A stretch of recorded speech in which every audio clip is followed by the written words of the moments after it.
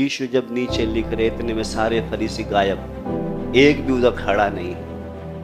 अगर हमारा भी स्वभाव अगर फरीसी की तरह है ना, दोष लगाने वाला, कमी ढूंढने वाला, कहीं ऐसा ना हो एक दिन हम भी यीशु से दूर चले जाए। पापनी तो उसके पास टिकी रही मगर फरीसी चले गए। पापनी से उसने बोल दिया, जा मैंने तेरे पाप क्षमा किए और आगे से पाप मत करना। मगर फरीसी यीशु के पास से चले गए। प्रभु हमारा जितना पापियों के खिलाफ नहीं है उतना फरीसियों के खिलाफ है। अब हम देखें हम किन के खिलाफ हैं। हम भी दूसरे के पापों को देखते रहते हैं, दूसरे की कमियों को देखते रहते हैं। उसने क्या खाया, क्या पहना, कहाँ जा रहे, क्या कर रहे, क्या नहीं कर रहे, उसके घर में ये है, उसके घर में वो है। अगर हमारे अंदर फरीसी वाला स्वभाव है, एक दिन आएगा हम यीशु से दूर चले जाएंगे। इसलिए स्वभाव जितना जल्दी हो छोड़ दें। अगर यीशु के साथ रहना है तो ये स्वभाव जितना जल्दी हो सके छोड़ दें। सबको जय मसीह की। कैसे सब ठीक है? तो आइए प्रभु से हम प्रार्थना करें, प्रभु आज एक बार और हमसे बात करना। प्यारे प्रभु हम धन्यवाद देते हैं, एक बार और तेरे चरणों में आते हैं। तेरी आवाज को सुनने के लिए हमारे कानों को खोल दे प्रभु, हमारे मनों को खोल दे प्रभु जी। हम कोई भी तेरी आवाज को सुनकर प्रभु कठोर ना बने, हम नम्र बने।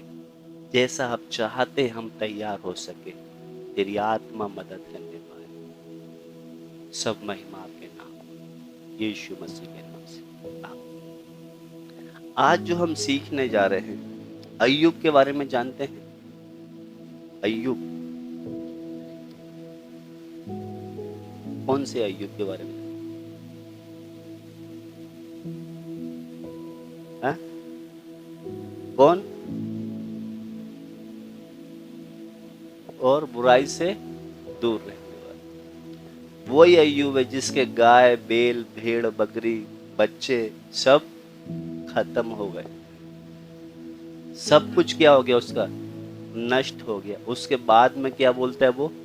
उसकी पत्नी बोलती है कि तेरा सब कुछ खत्म होने के बाद भी अभी भी तू खराई पर है। तू क्या कर? अपने परमेश्वर की निंदा कर। तब क्या कहता है वो? अगर यहोवा ने दिया है, यहोवा परमेश्वर ने ले लिया तो क्या हुआ? तो भी यहोवा का नाम धन्य। अपने मुंह से कोई भी गलत बात नहीं निकाली। मगर जब आगे जैसे जैसे देखते हैं, जब ज्यादा समस्या आ गई तो बीच बीच में कभी कभी वो बुड़बुड़ा भी रहा था। बाद में आगे जाके वो, क्योंकि बाकी वैसे अगर देखे तो परमेश्वर उसकी बड़ाई कर रहा है कि वो खरा है, भे मानने। अभी आप देखो, अगर हमारा सब कुछ बर्बाद हो जाएगा, हम मनुष्य हैं, हमारे मुंह से कुछ उदासी नहीं आएगी क्या?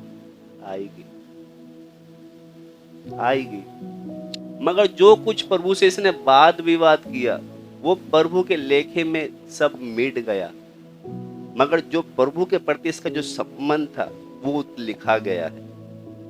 उसी तरह कितनी बार हम भी, अगर हमारा तो एक बेटा मर जाए उसमें इतनी दिक्कत होती है, इसका तो 10 थे सबके सब खत्म हो गए।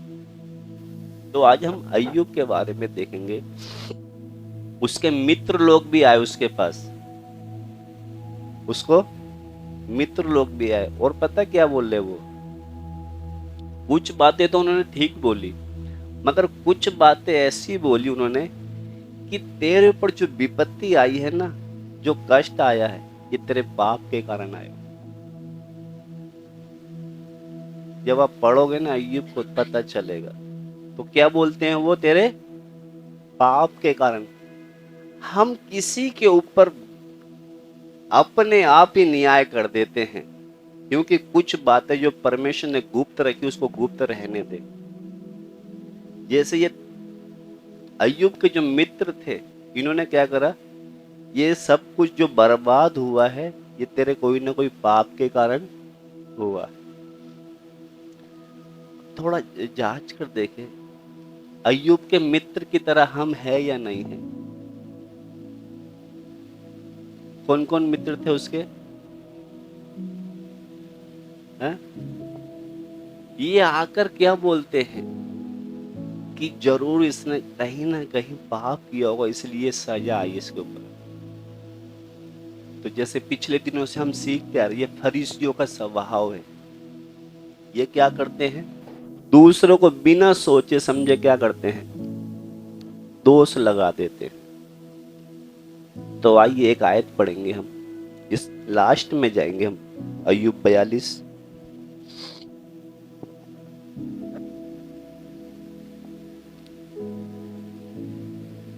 उसका 6 पढ़े हम पहले, 42 का 6। इसलिए मुझे अपने ऊपर घृणा आती है। हाँ, इधर अय्यूब बोलता है क्योंकि इसने क्या करा, परमेश्वर से बहुत वाद विवाद किए। तो अब ये बोलता है मुझे अपने ऊपर क्या आती है? अब घृणा आती है, क्योंकि मैंने परमेश्वर से बहुत वाद विवाद किया। यानी कि जो कष्ट मेरे ऊपर आए थे, विपत्ति आई थी, मैंने प्रभु से बहुत कुछ बोला मैंने, तो अपने आप को उसके ऊपर क्या आ रही? अब घृणा आ रही। अय्यूब को अपने आप क्या आ रही?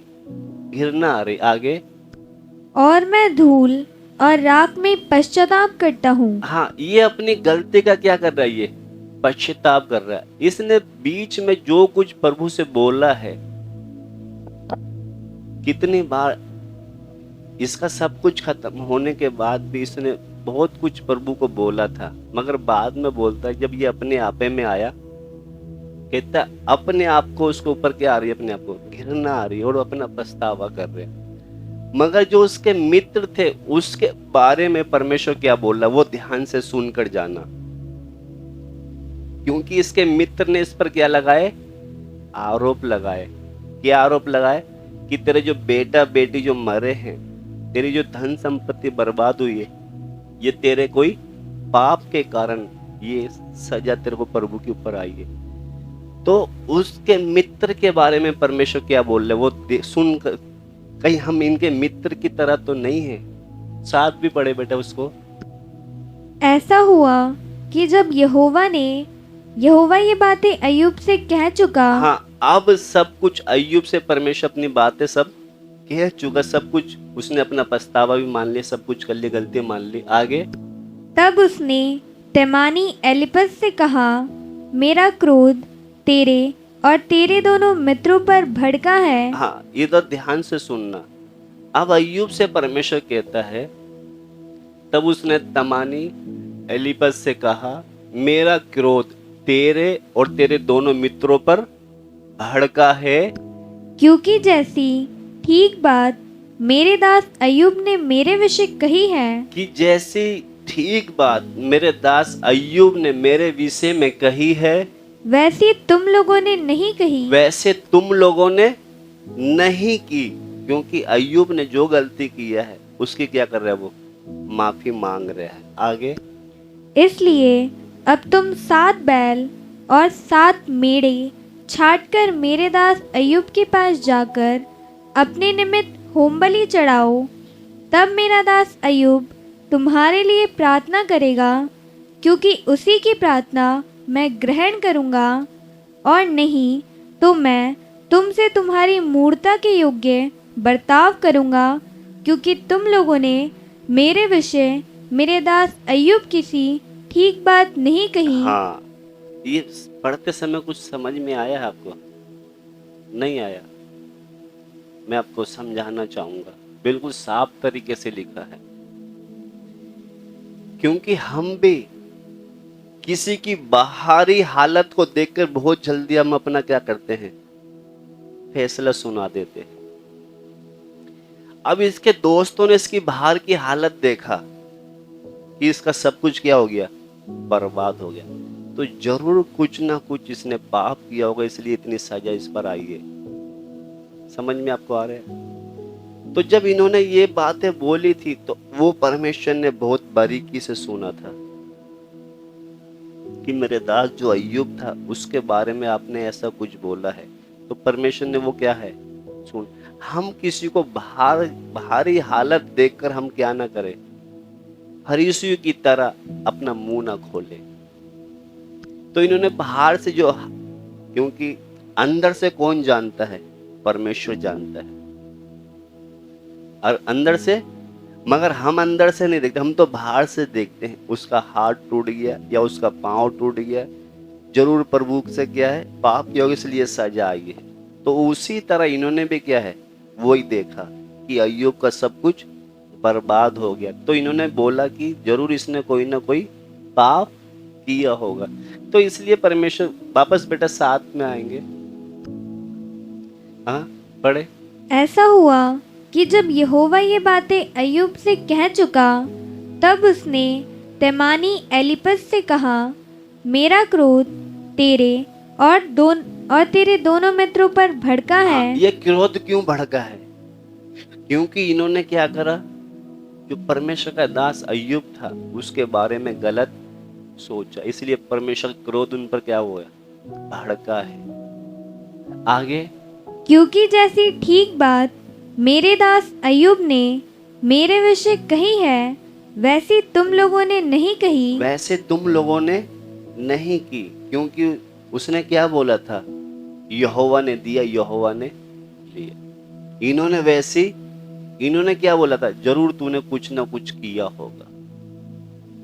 अगर उनको ये बोलना था दोस्तों को कि भाई उदास मत हो, निराश मत हो, परमेश्वर ने दिया परमेश्वर ने लिया, उसको तसल्ली देना था। मगर ये क्या बोल रहे, तूने कोई ना कोई कांड किया हो। समझ में आ रहा है आपको? कहीं इनकी तरह हम भी तो नहीं हैं। पढ़ेंगे बेटा इसको। इसलिए अब तुम 7 बैल और 7 मेढ़े, क्योंकि तुमने जो पाप किया है ना, अब उसकी भुगतान 7 मेंढे और 7 बैल। उस समय क्या होता था, ये बलि चढ़ानी पड़ती थी पाप के कारण, क्योंकि पाप की मजदूरी मृत्यु है। तो उस समय क्या होता, पाप होते तो बलि चढ़ाई जाती थी। और अगर आज हम पाप करेंगे तो सच्चाई जानने के बाद कोई बलिदान बाकी नहीं है। उस समय तो क्या करते थे, पाप होता था तो मेंढे चढ़ा दिया, बच गए। मगर आज अगर हम ये पाप करेंगे तो कोई बलिदान, तो हम ये थोड़ा सोच कर जाएं, अगर ऐसे जैसे ये लोग करते थे, फरीसी लोग करते थे, अगर ऐसे हम करेंगे हमारी हालत क्या होगी? जब हम यीशु आएगा तो हम क्या उठाए जाएंगे?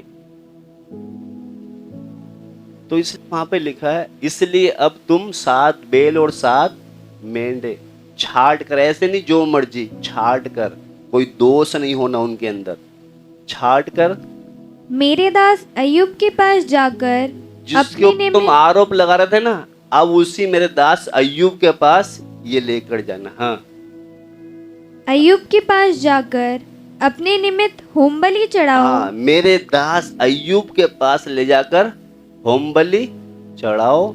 तब मेरा दास अय्यूब तुम्हारे लिए प्रार्थना करेगा। मेरा दास अय्यूब तुम्हारे लिए, जिसके ऊपर तुम उंगली उठा रहे थे ना, अब वही तुम्हें बचाएगा। उसके पास जाओ, तुम मेंढे लेकर जाओ, वो होमबलि चढ़ाएगा और तुम्हारे लिए प्रार्थना करेगा। आगे, क्योंकि उसी की प्रार्थना मैं ग्रहण करूंगा, उसी की प्रार्थना मैं ग्रहण करूंगा, और नहीं तो मैं तुमसे तुम्हारी मूर्ता के योग्य बर्ताव करूंगा। अगर नहीं जाओगे, ढीठ बनोगे, तो तुम्हारी जो गलती तुमने किया है ना, उसके हिसाब से मैं तुम्हारे साथ बर्ताव करूंगा।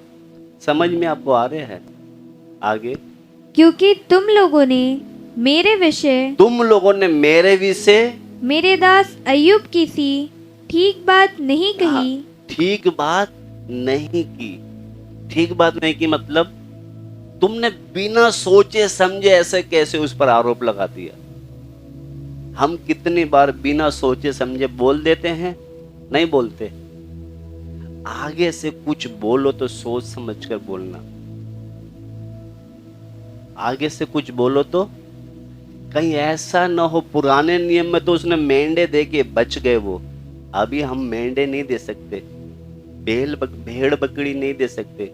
अभी तो हम पढ़ते इब्रानियों में कोई बलिदान बाकी, क्योंकि हमारे पाप और गुनाहों के लिए एक बार यीशु ने जान दे दिया। अब वो बार बार मरने थोड़ी आएगा, अब तो सिर्फ न्याय होगा। अब क्या होगा? न्याय का मतलब जैसा बोगे वैसा काटोगे। इसमें लिखा है आशीष भी है, इसमें मानकर चलोगे तो, नहीं चलोगे तो श्राप भी है। हमारा परमेश्वर माफ करने वाला नहीं है कि हम गलती करते जाए माफ करते जाए। अभी मान लो इधर कोर्ट कचहरी है, ये हम किसी का भी कत्ल कर दे या किसी को बेविचार कर दे, कोर्ट हमको माफ करेगी? अगर वो माफ करे तो वो सच्चा न्याय नहीं है। हमारा परमेश्वर सच्चा न्यायी है। अगर वो माफ करेगा तो इसका मतलब वो न्याय नहीं है। न्याय का मतलब माफी की तो कोई गुंजाइश है ही नहीं। हम क्या बोलते हैं, यीशु का लहू सब पापों से शुद्ध करता है। वो कब करता है? जो हमने अनजाने में किए हैं, जब हम अन्य जाति थे। अब ये थोड़ी है कि हम बार बार पाप करते रहे और माफी मांगते रहे, ऐसा नहीं है। अब ये छोटा बच्चा है, जब तक गोद में है लेटरिन करेगा तो हम उसको माफ करेंगे, मगर बड़ा हो जाएगा तो करेंगे? क्योंकि जब हम बच्चे थे तब प्रभु ने हमारे सारे गुनाहों को क्या करा। अब थोड़ी करता रहेगा बार बार। अब तो एक एक गलती का, पाप का हमको हिसाब देना पड़ेगा। इसीलिए हम अनजाने में हर किसी का फैसला या न्याय ना करें कि प्रभु उसको कुछ बना रहा है, प्रभु उसको कुछ सिखा रहा है। आपको जो मैं बोल रहा हूँ समझ में आ रहा है? हम फरीसियों की तरह ज्यादा बक बक ना करें। एक आयत और पढ़वाऊंगा आपको मैं, इससे कुछ समझ में आया है। हम बिना सोच समझे पता नहीं क्या कि अपने मुंह से काफी बातें निकाल देते हैं। पढ़े बेटा, एक आयत और पढ़ेंगे हम। वो घटना भी आपने अच्छी तरह आपको मालूम है। यूहन्ना सुसमाचार उसका 8 का 1 से जब पढ़ते, इधर बेविचारी स्त्री के बारे में हम पढ़ते हैं। पढ़े बेटा ये भी।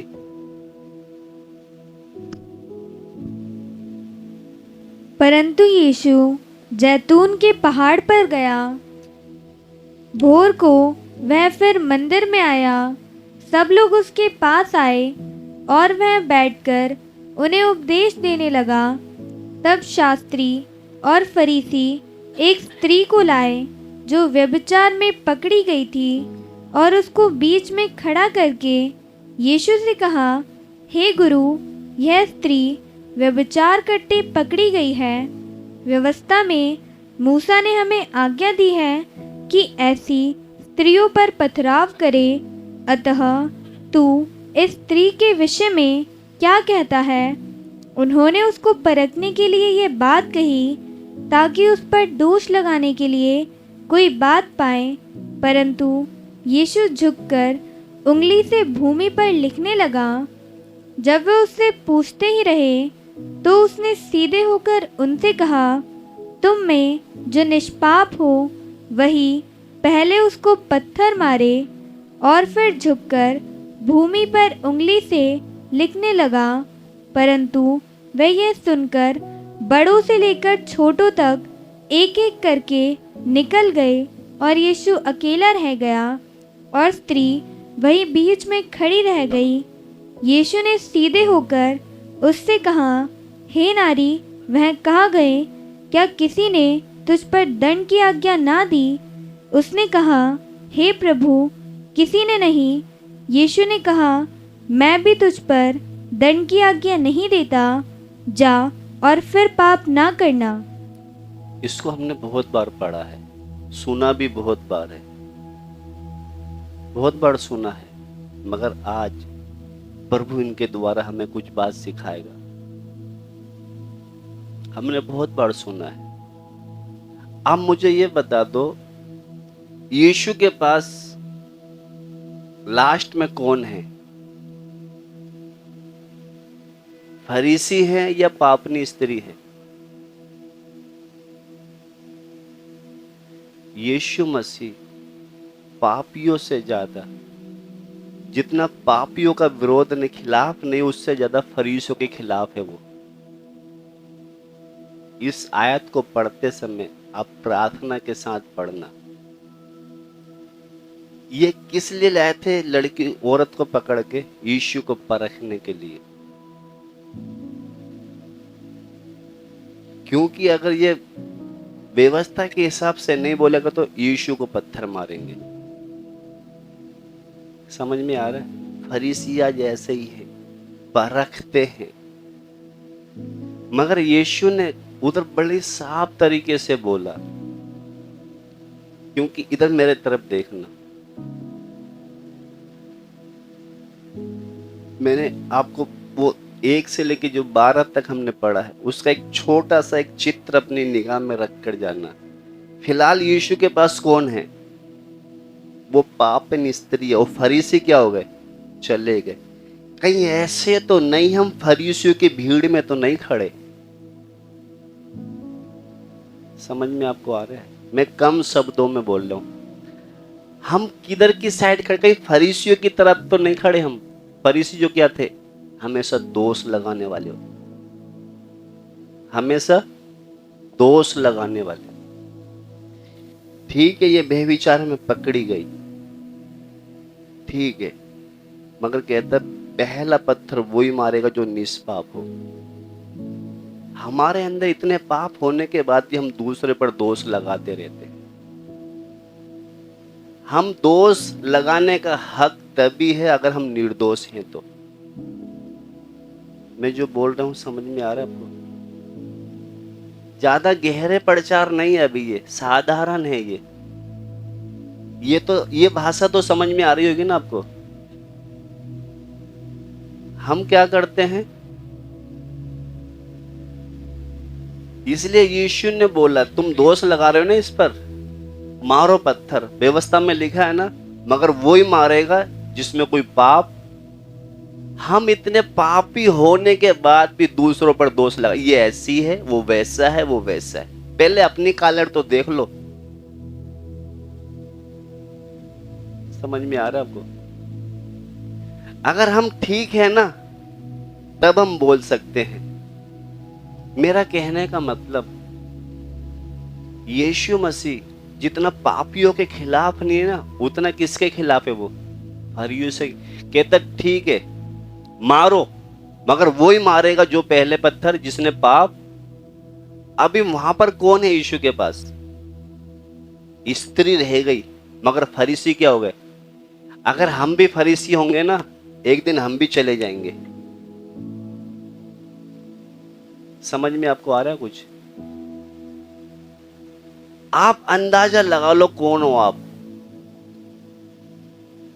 आइए, समझ में आया तो थोड़ी देर प्रार्थना करें, ज्यादा बात नहीं करेंगे आज।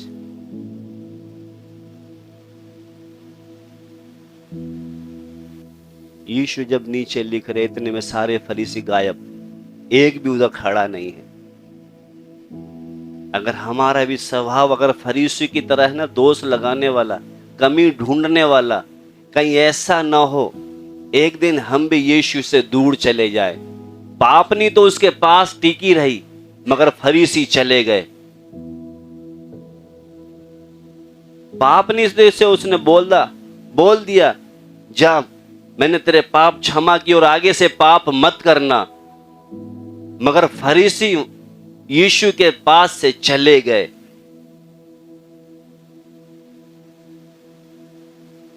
प्रभु हमारा जितना पापियों के खिलाफ नहीं है उतना फरीसियों के खिलाफ है। अब हम देखें हम किन के खिलाफ हैं।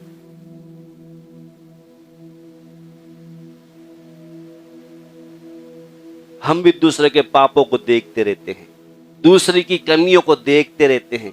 उसने क्या खाया, क्या पहना, कहां जा रहे, क्या कर रहे, क्या नहीं कर रहे, उसके घर में ये है, उसके घर में वो है। अगर हमारे अंदर फरीसी वाला स्वभाव है, एक दिन आएगा हम यीशु से दूर चले जाएंगे। इसलिए यह स्वभाव जितना जल्दी हो छोड़ दें। अगर यीशु के साथ रहना है तो यह स्वभाव जितना जल्दी हो सके छोड़ दें।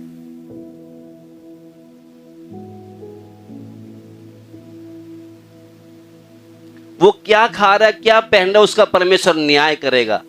आप अपना देखो। अगर आपको ज्यादा ही है तो उसके लिए उपवास में बैठ जाओ, प्रभु ये बहन या भाई नाश हो जाएगा, इस पर दया कर। अगर आप उसके लिए मेहनत नहीं कर रहे तो उंगली भी ना उठाएं। धन्यवाद होगा। थोड़ी देर हम अपने आप को जांच कर जाएं।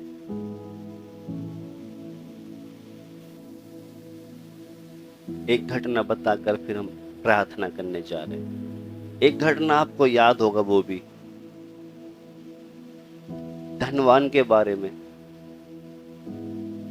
जो मलमल के कपड़े पहनता था। पढ़ा है वो कभी? जो मलमल के कपड़े पहनता था, सुख विलास की जिंदगी जीता था, और उसको रोज लाजर नाम का जो गरीब था, शरीर भी घाव से भरा हुआ था, उसके द्वार पर कुछ लोग लाके छोड़ दे ताकि उसकी झूठन से ये पेट भरे। पढ़ा है ये? अब जो धनवान था ना, ये क्या सोच रहा था? परमेश्वर की आशीष मुझ पर है, मेरा बिजनेस भी बड़ा है, खाना भी मेज पे बढ़िया बढ़िया खाता हूँ, कपड़े भी बढ़िया बढ़िया पहनता हूँ, सब कुछ प्रभु की आशीष मेरे पास ही है। आज बहुत से विश्वासी ये सोच कर चलते, आज बहुत से विश्वासी कि अगर हमारा बिजनेस बढ़ रहा है, मेरे बच्चे महंगे कपड़े पहन रहे हैं, खाने पीने की कोई कमी नहीं, ये प्रभु की आशीष है। भूल जाना, ये भूल जाना कि अगर हमारा बिजनेस बढ़ गया है, खाने पीने में मेज में देखे तो मीट मच्छी अंडा सब कुछ रोज मिल रहा है, वो क्या सोच रही है? प्रभु की आशीष। जब खाया पिया उसने, और वो लाजर के बारे में पता क्या सोचता होगा? ये कोई पापी है इसलिए इसकी सजा इतनी इसको मिल रही है, मेरी झूठन पे पड़ रहा है, ये कोई ना कोई पापी, कोई पुराना कोई पाप किया होगा इसलिए भूखा मर रहा। मगर कुछ समय के बाद जब दोनों मरे, वो धनवान ने वहां देखा होगा ना, उसकी हालत खराब हो गई होगी कि ये जो मेरे झूठन पे पलता था, ये स्वर्ग में, वो ये बिना पीड़ा वाली जगह, ये पीड़ा वाली में है, वो बिना पीड़ा वाली में। वो उसको जब देखा हुआ ना, उसकी हालत खराब। कहीं ऐसा हम ना हो जाए। ये रोज पता क्या सोचता होगा? प्रभु ने मुझे बहुत बरकत दिया है, और उसको किस निगाह से देखता था? जरूर कुछ ना कुछ इसने पाप किया, इसलिए ये झूठन खा के पड़ रहा है। वो झूठन में था मगर बाप की मर्जी पूरा किया।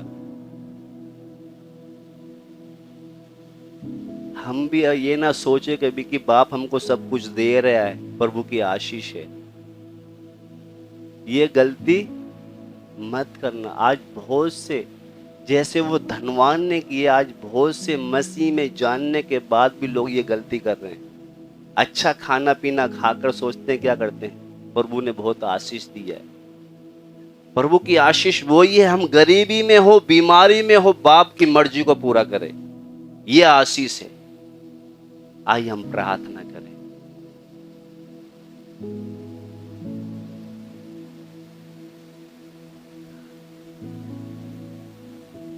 प्रभु चाहे तुम ये घाव से भर दे, चाहे दूसरों की झूठन खानी पड़े, प्रभु तेरे प्यार से मुझे अलग मत करियो। अगर मैं बैंजनी कपड़े पहनकर भोग विलास की जिंदगी जीकर नरक में जाऊं, इससे फायदा क्या है?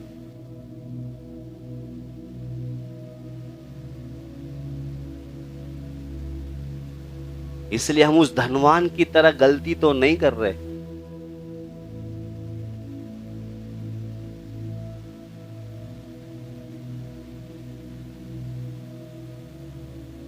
जब उसने लाजर को वहां देखा होगा, उसकी हालत खराब हो गई, और बोलता क्या है?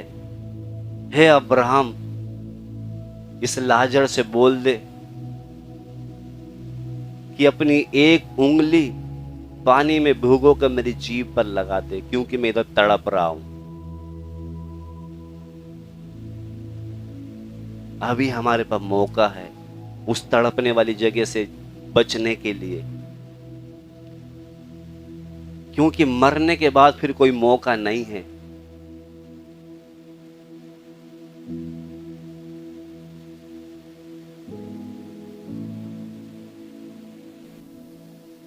इसलिए बस प्रभु, हम जितना जरूरत था प्रभु ने हमसे बात किया आज।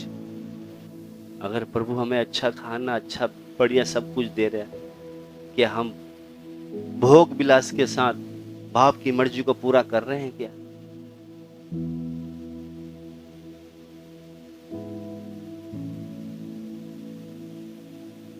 सब कुछ खत्म होने के बाद भी झूठन, पूरा शरीर में घाव है, झूठन खा रहे हैं दूसरों की। मगर उसने जब बाप की मर्जी को पूरा करके चला,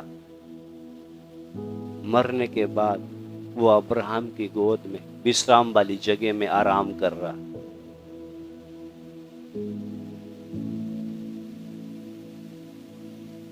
हालेलुया। ऐसी बातें दुनिया में और किसी को सुनने को नहीं मिलता जो प्रभु हमसे बात करता है। अगर इतना जानने के बाद भी हम अपने जीवन को नहीं बदल सकते, इससे ज्यादा प्रभु ने जितना करना था कर दिया, अभी और ज्यादा नहीं कुछ कर सकता वो।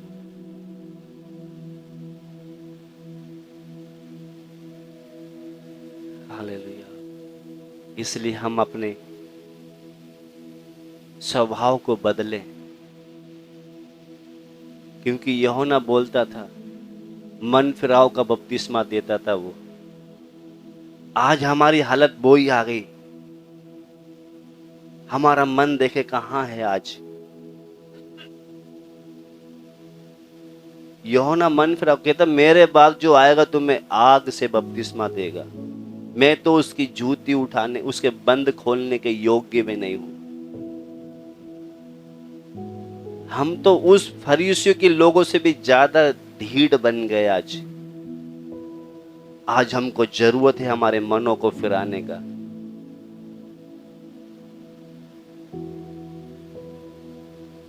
प्रभु, मैं बिना सोचे समझे, बिना जाने बूझे प्रभु क्या क्या बोल देता हूं, मुझे माफ कर।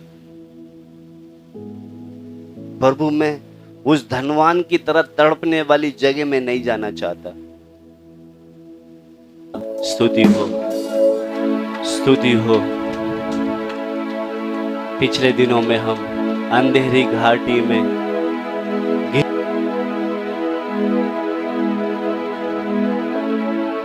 आत्मा में न जागने के कारण दूसरों की बुराई, दूसरों पर दोष लगाने वाला, दूसरों के कमियों को ढूंढने वाले उस फरीसियों की तरह हमारा स्वभाव हो गया। हम प्रभु से प्रार्थना करें, प्रभु जैसा तेरा स्वभाव था मेरा स्वभाव बन जाए, दूसरों को माफ करने वाला, दूसरों को उठाने वाला, दूसरों की हेल्प करने वाला।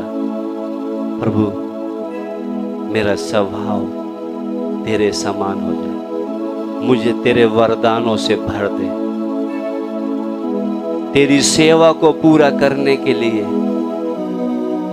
मैं अपने बुद्धि से, अपने ज्ञान से प्रभु नहीं चल सकता।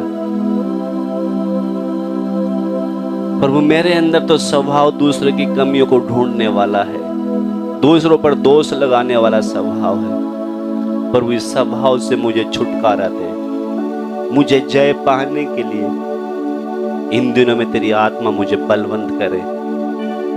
कहीं ऐसा ना हो प्रभु, इतना सब कुछ जानने के बाद भी अगर मैं, जब तू बादलों पे आए और मैं तेरे साथ न जाऊं, प्रभु उस समय जैसे वो धनवान को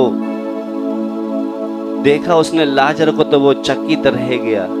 कहीं ऐसा ना हो प्रभु जी, उस धनवान की तरह प्रभु सब कुछ आशीष पाकर भी मैं नरक में ना चला जाऊं। इन दिनों मुझे जागते रहने वाला प्रभु जी बना दे। हालेलुया, स्तुति हो। आमीन। आइए हम प्रार्थना करेंगे। धन्यवाद हो बाप, धन्यवाद हो बाप, तूने एक बार और हमसे बात किया।